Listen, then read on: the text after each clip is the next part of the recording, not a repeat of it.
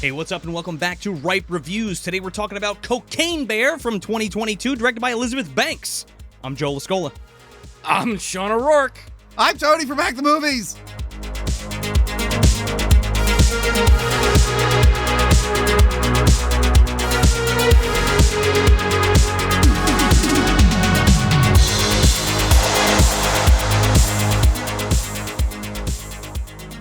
Oh my god, it's the Cocaine Bear! Ah! Oh, that's right. I'm the Cocaine Bear. I am the Cocaine Bear. We're all a little cocaine.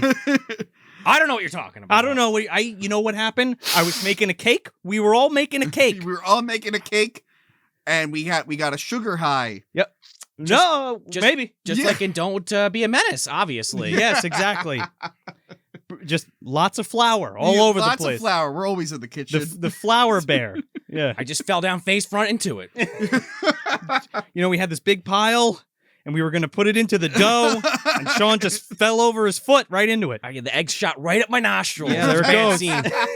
But yeah, we're talking about Cocaine Bear today. We got the Cocaine Bear, also AKA Tony from Hack the Movies here. I didn't know it was a black bear. I have a brown bear costume. Well, now you're the Cocaine Grizzly. Now I'm the Cocaine Grizzly. That's even fucking worse. Oh my god. That's the sequel. Oh, Gunner the fucking White's coming after you if he hears that. He's got the Chicago Bears jacket on. I'm gonna put that fucking bear down. In fact, while we're talking about the Wizards, just real briefly, I would like to have seen Haggerty the Blue versus Cocaine Bear. We get a female Charnetsky in this movie, which we'll get to. We kind of do. Yeah. We kind of do. She's great. Yeah. So yeah, we literally just came back from the theater. It was a very good time. We all got Brought to you by Cinemark, I guess. Yeah. It was a very fun experience. Like, I thought the movie was going to be fun. Yeah. But with these types of movies, like Your Snakes on a Plane, stuff like this, Sure.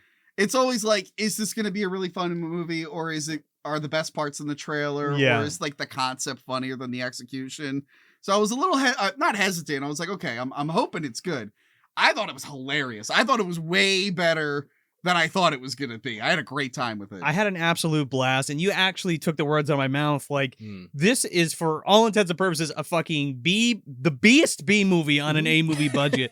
And it was so, like, refreshing to see that. It was so fun to see that, because it was like, let's fucking throw a bunch of money at this. I was literally and about it's hilarious. to say something along those lines, like, movies in general, like, we need more stuff like this, but especially horror. I mean, there's a million horror movies that come out each year, but I feel like this kind of horror movie is very, like, needed right now. And of course, now we're having all the knockoffs, like Meth Gator from Asylum. Yeah. And the Asylum's coming hard and fast. I pitched Heroin Hyena. Well, it's like laughs. It's all fucked up. No, it would just go to sleep. I know. It's not going to be a very good movie, Joe.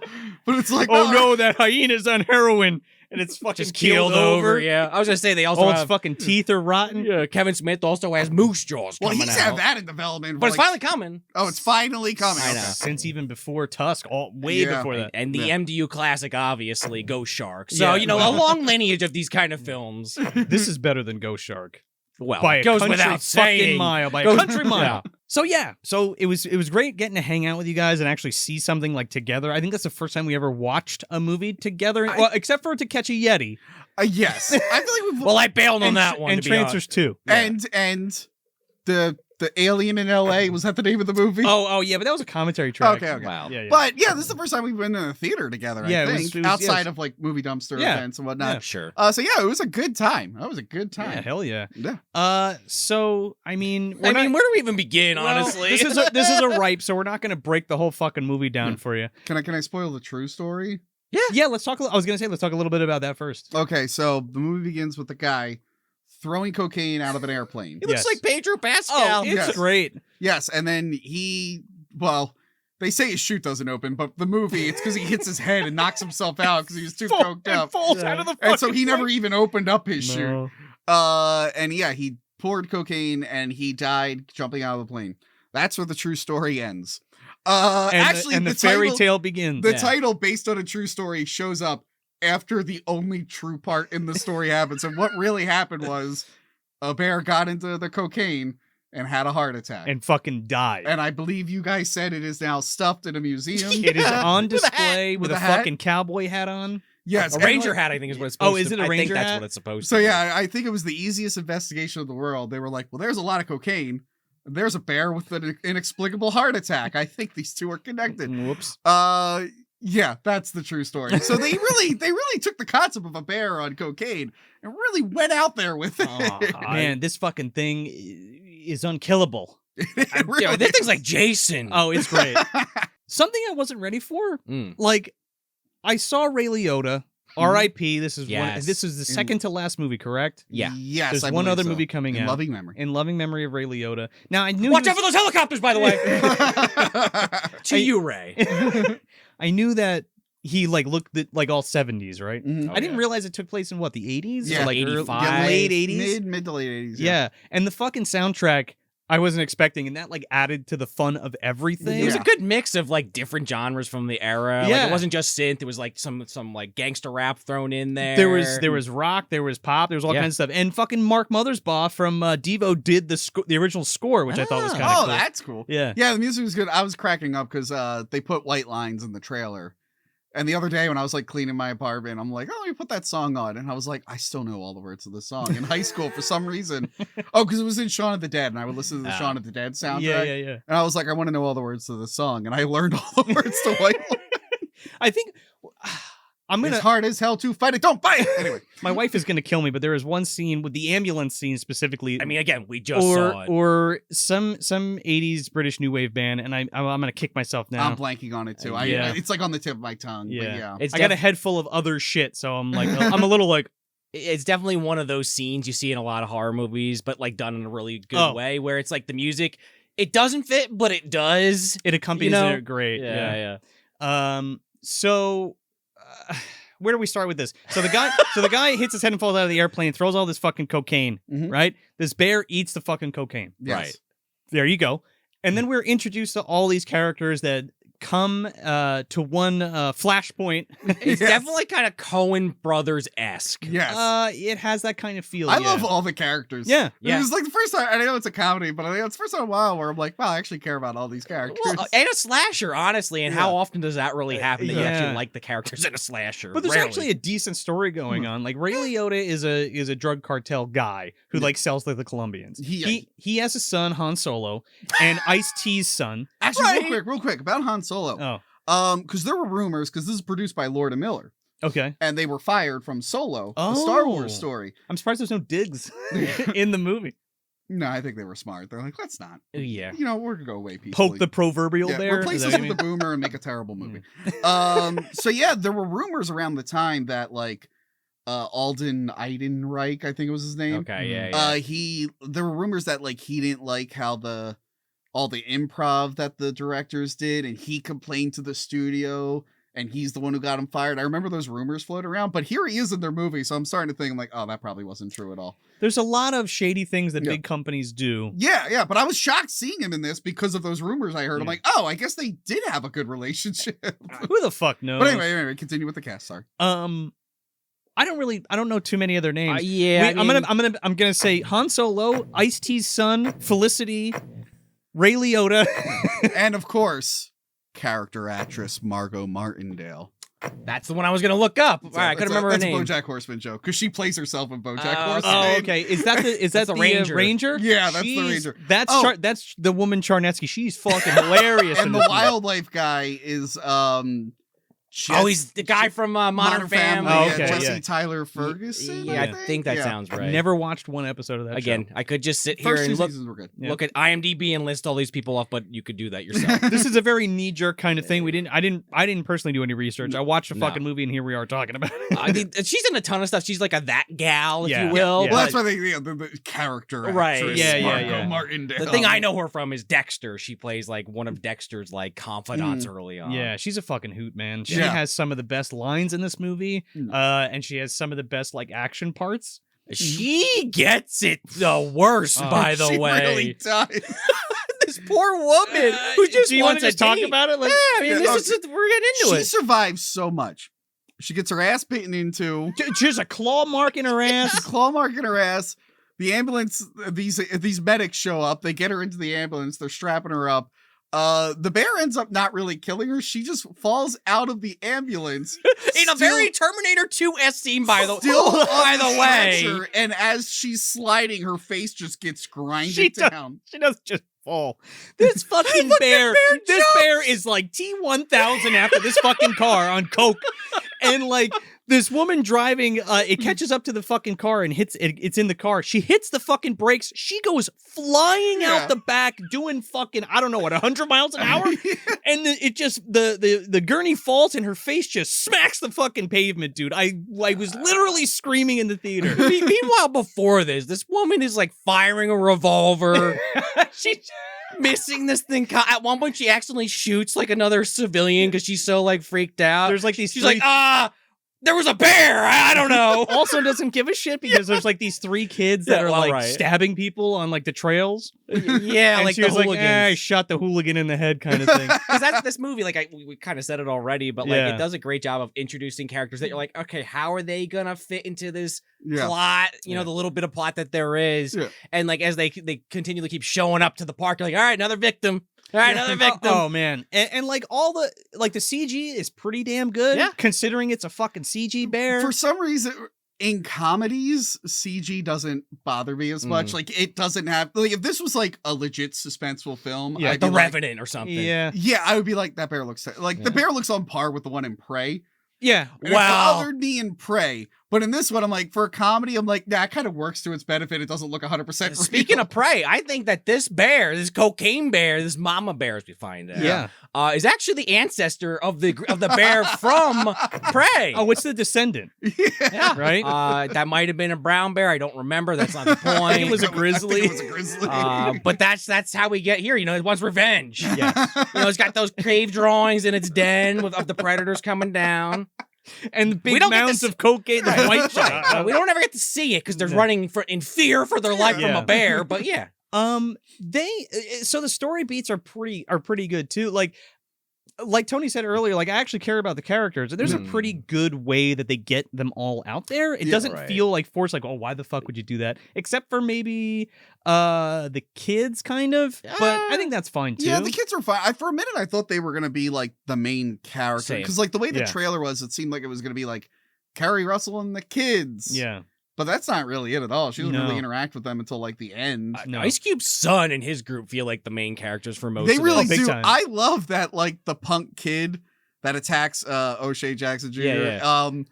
I love how him and because the character that Alden plays is like sad that his wife recently died. And now he's like he's a widower. He gets a tattoo for Joan, but they misspell it John, and he's crying. He's like, I can't change it to the heel. You get 7 more days of John.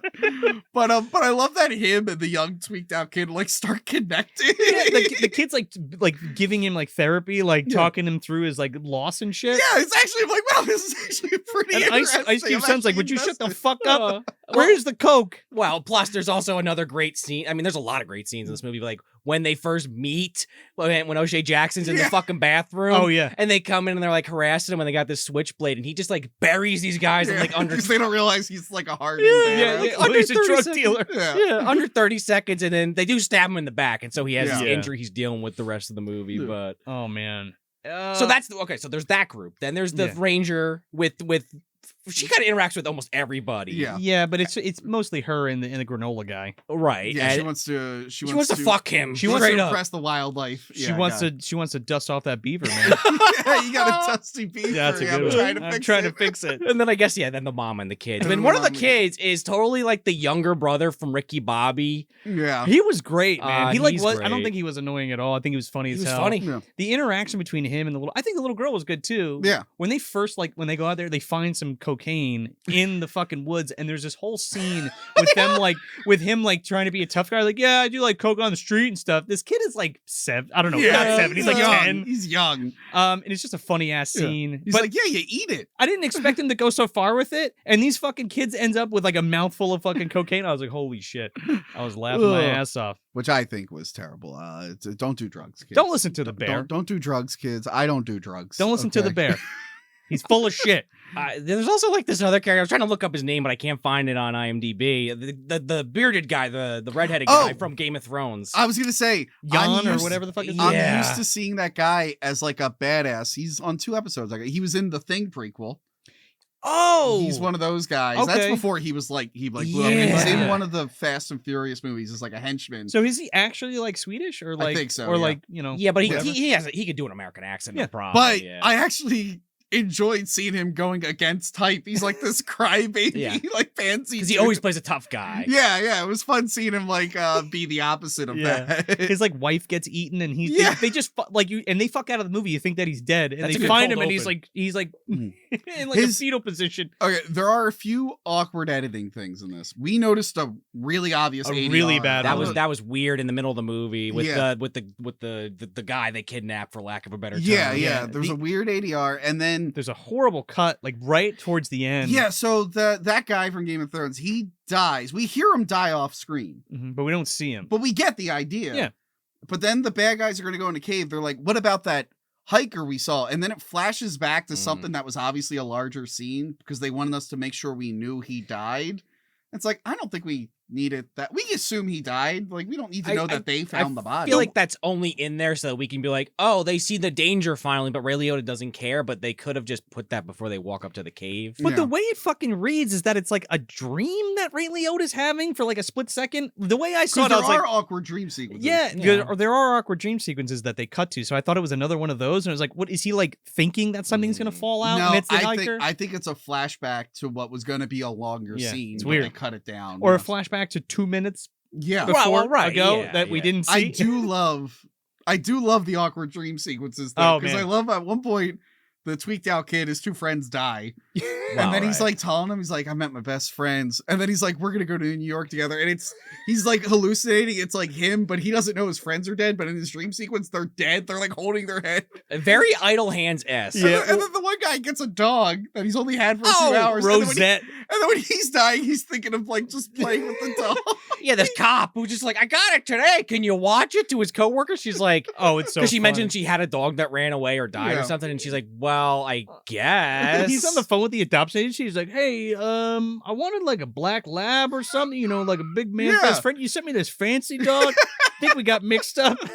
And then he like, we get one of those dream themes later, and he's like patting like donuts. Oh, Rosette. Oh man, there's a great payoff with that because the whole movie, like, that's the one plot line you're like, all right, I know this movie's silly as shit, but like, where the hell is this going? Yeah, and it literally pays off in an after credit scene. So definitely watch the after credits if you're gonna see this. There's two. In spades, I think. Yeah.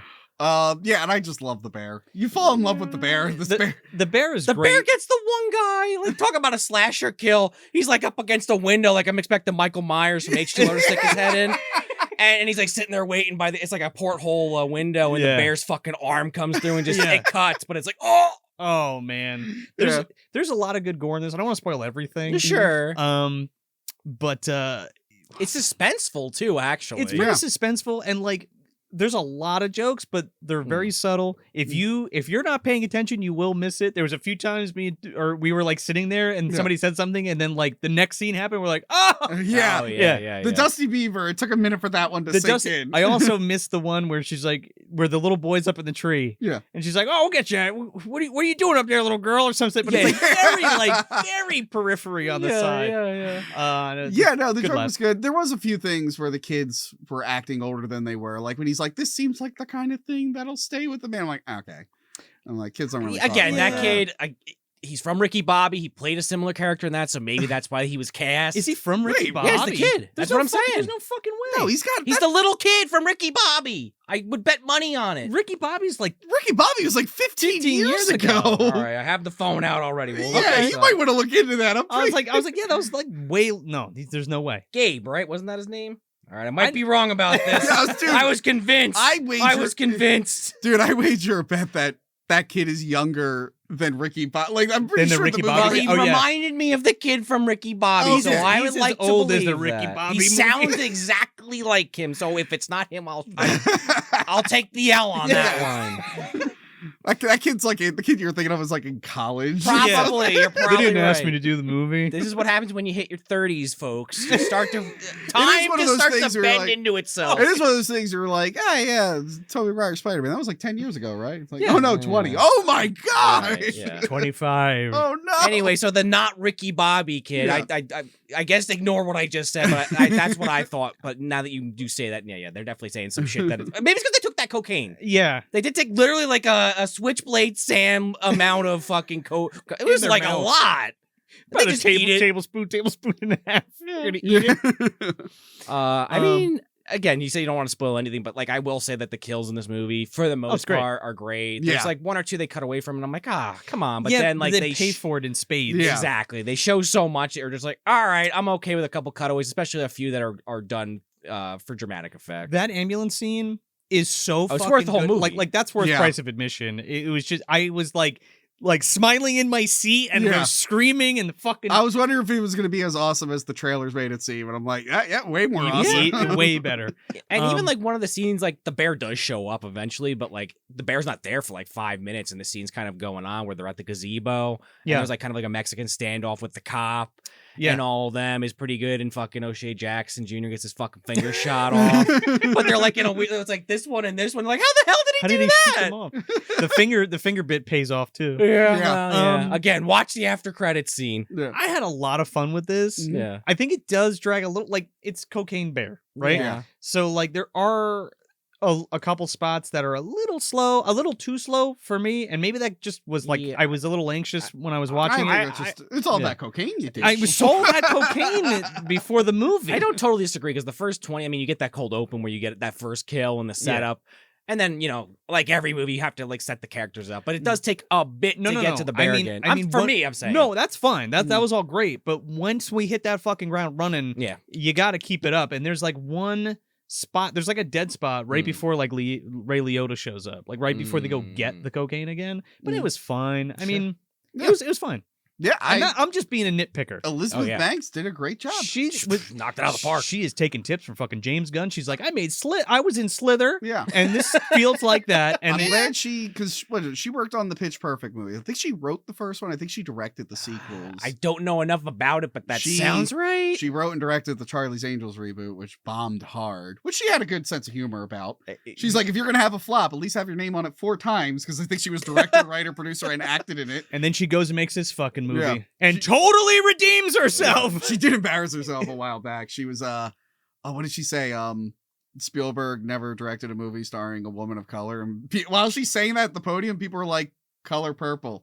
The literal color purple. Yeah, like the color purple. No! And then she went, oh, but he didn't direct that. And it's like, oh. But you know what? Good on her. She made a better action movie than anything I've seen from Spielberg in forever. Also true. I don't I watch his dad movies. I will see The Fabelmans because David Sure. Lynch is in it. Uh. But his action movies compared to this, I was like, oh, she kicked his ass in that department. War of the Worlds was fine, but it's a remake, so I didn't even want to count it. I'm talking like Ready No, Player I know, One and shit. yeah. Yeah. No, I'll sure. also watch this fucking any day over Avatar 2. Okay? I'll watch Still it didn't see 10 it. fucking times. You know what's funny? I was thinking about this because I also watched that movie recently, The Lost City with Sandra Bullock. Did you guys see that? No, Is but that newer? it looked interesting. It was a comedy It's action. newer. It's kind of like, you ever seen like Romancing the Stone? Yes. Yes, it's in that same type of comedy, Okay. like a similar movie. Yeah, but yeah. like, it's funny, this and that, like Cocaine Bear and Lost City, I'm like, I tweeted at the time, I was just like, this comedy has better fight choreography and action than most action movies.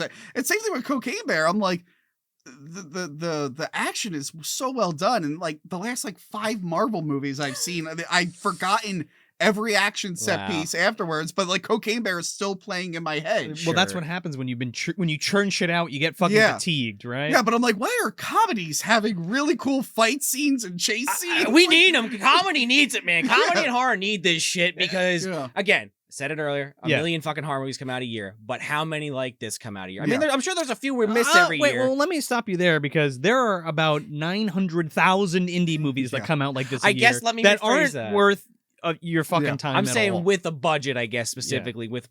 If this was a sci-fi original, it would be a piece of shit. I agree. I guess that's what I'm getting at, though, right? Like, you need the money to do it right. Between the directing, the camera work, the effects, acting, the acting, and comedic timing. I can't wait to pick this up on Blu-ray. Like, please, for the love of God, have some fucking behind the scenes on this. I want a Criterion collection. Criterion Cocaine Bear. Yeah, we'll get that with the Munchie from Criterion. I was talking to Pluto Nash, obviously. I was talking to Julie on the way home in the car, and I was like, I'm going to buy this as soon as it comes out on Blu-ray.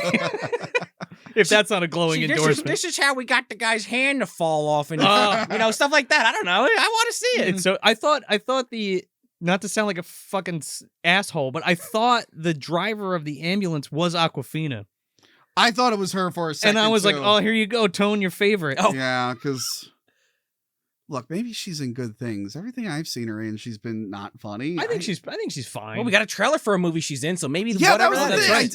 I talked about it a while ago. I'm like, Renfield, it looks really good. And Awkwafina showed up in the trailer. I'm like, well, that's not my problem with that trailer. Listen, well, yeah, that's not the movie that I thought I was getting. I'm trying a new thing. If there's an actor or actress that bothers me, I'm asking people to suggest things that they're in that I might like. I have this theory that maybe I'm just seeing the bad things. Well, you didn't like Shang-Chi, which I did, and I thought she was fine.